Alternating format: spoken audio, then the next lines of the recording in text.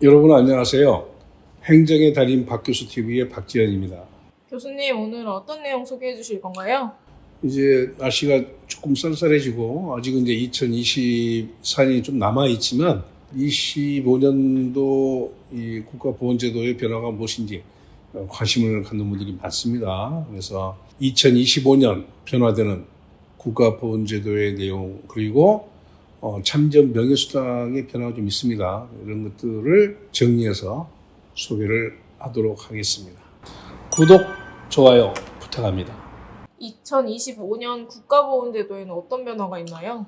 이제 가장 중요한 것은 돈이 필요하잖아요. 그래서 이제 예산 증액을 봤더니 예산 총액이 6조 4,800억 원 정도 됐습니다. 이것은 올해 2024년 대비 약 한 757억 원 정도가 증액된 건데 비로 따지면 1.2%이지만 액수로 따지면 757억 원이 증액됐다. 꽤 많았죠?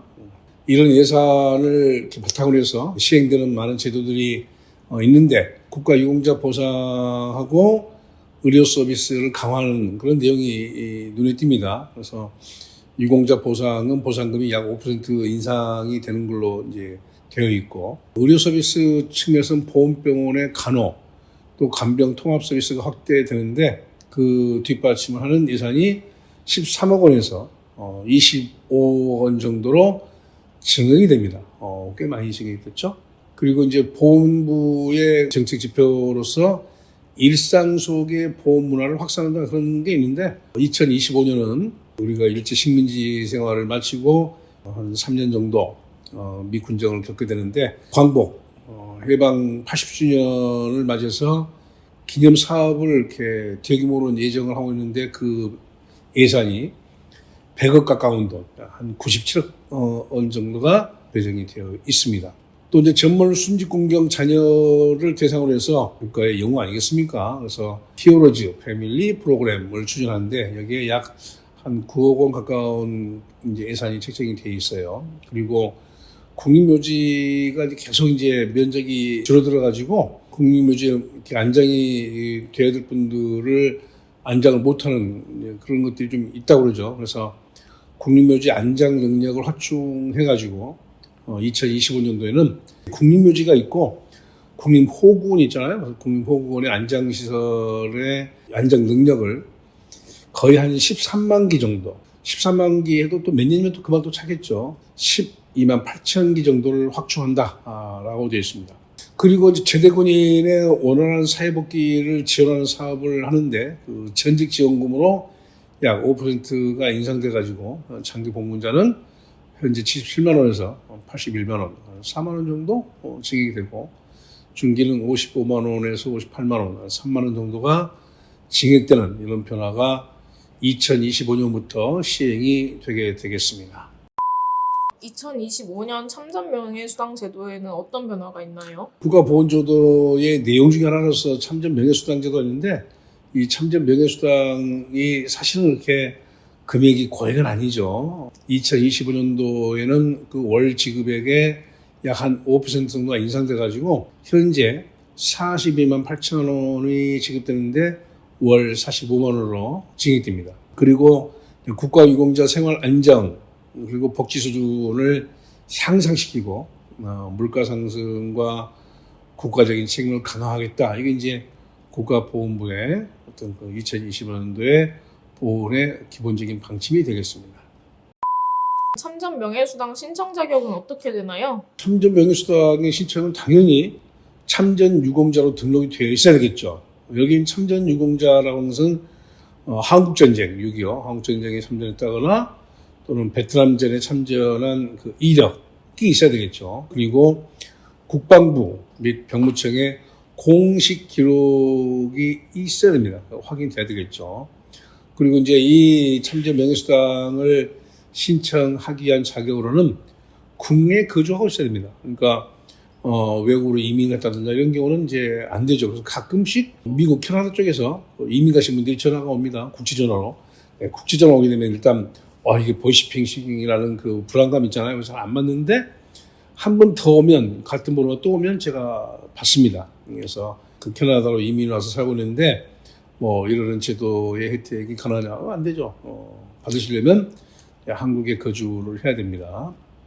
그래서 대한민국 내에서 거주하고 그런 법적인 거주 요건이 충족돼야 됩니다. 그리고 유공자 가족에 대한 참전 명예수당이 일부가 혜택이 인정되는데 참전 유공자가 사망해야 되죠. 사망 시에 직계 가족에게 유공자 보상금 형태로 일부 혜택이 승계가 된 경우가 있습니다.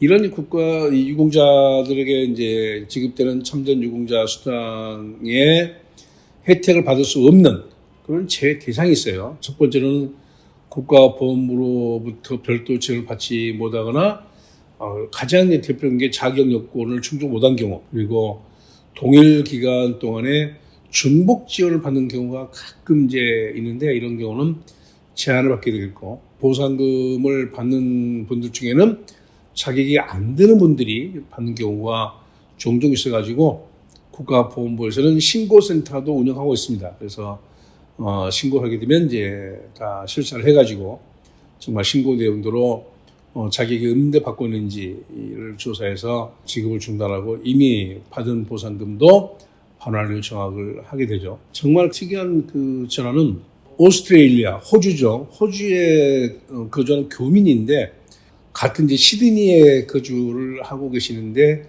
거기에 보상금을 받고 있는 분이 자격 요건이 안 되는데 받고 있다 이런 얘기를 하세요. 그래서 그런 거 이제 저한테 얘기를 해서는 처리가 안 되는 거니까 국가보험부에 전화하셔가지고 알고 있는 사실관계를 말씀하시면 또 이제 대사관 영상을 통해서 조사를 해가지고 신고 내용이 사실이 확인되게 되면 처리가 될 것입니다라고 안내를 해드린 적은 있었습니다. 참전 명예수당 신청 방법과 신청 절차는 어떻게 되나요? 신청 방법은 두 가지죠. 하나는 이제 국가보훈청 또는 보훈지청을 방문해가지고 신청하는 방법이 있겠고, 온라인으로 국가보훈부 홈페이지에 들어가가지고 이때는 회원가입을 먼저 해야 됩니다. 회원가입을 한 다음에 온라인으로 신청을 할 수가 있겠죠. 이때 방문 신청을 하는 경우이건 온라인 신청을 하는 경우는 기본적인 준비 서류가 필요한데 일단 국가유공자증. 이게 이제 방문 신청을 할 때는 그걸 가져와서 복사해가지고 할 텐데, 홈페이지를 통해서 할 때는 연세 드신 분들이 이게 어렵잖아요. 그래서 이제 자녀분들을 통해서 하게 되는데 그것도 어려운 경우가 있죠. 그런 거는 이제 방문해서 하는 방법밖에 없겠습니다. 그래서 국가유공자증 준비하셔야 되고, 그리고 이제 본인, 그리고 가족관계 증명서 준비하셔야 되고요. 그리고 이제 이건 보상금 이 수당을 받는 금전을 이렇게 수수하는 것이기 때문에 당연히 현금으로 지급을 안 하죠. 그래서 그 돈을 받을 수 있는 은행 계좌 정보를 준비해서 방문해서 신청하시거나 또는 이제 그런 것들을 준비해가지고 국가보험부 홈페이지를 통해서도 신청할 수 있는데, 이렇게 신청을 하게 되면 물론 예외는 있겠지만 통상적으로 1, 2개월 정도 내로 승인 여부가 결정이 되고 승인이 되게 되면 지급이 곧바로 시작이 되게 됩니다. 이 참전 명예수당을 받을 수 있는 자격이 있다고 생각하시면 일단 자기 자신이 자격이 되는지 먼저 확인하시고, 된다고 한다면 방금 말씀드린 서류 준비해가지고 좀 이렇게 번거롭더라도 발품 팔아서 보훈지청을 방문해가지고 신청하는 것이 훨씬 정확하죠. 근데 이제 거동이 불편하신 분들 같은 경우는 주변 좀 젊은 분들의 도움을 받아가지고 국가보험부 홈페이지를 통해서도 온라인 신청해가지고 받을 수 있는 그 권리를 잘 누리게 되시기 바랍니다.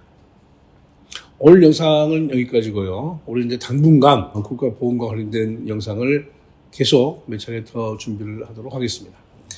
오늘 소개한 내용에 대해서 더 자세한 내용이 궁금하시면 전화 주시거나 또는 관할 보훈지청에 전화하셔가지고 담당 주무관에게 문의하셔도 친절하고 자세하게 안내를 받을 수가 있겠습니다. 끝까지 시청해 주신 여러분 고맙습니다.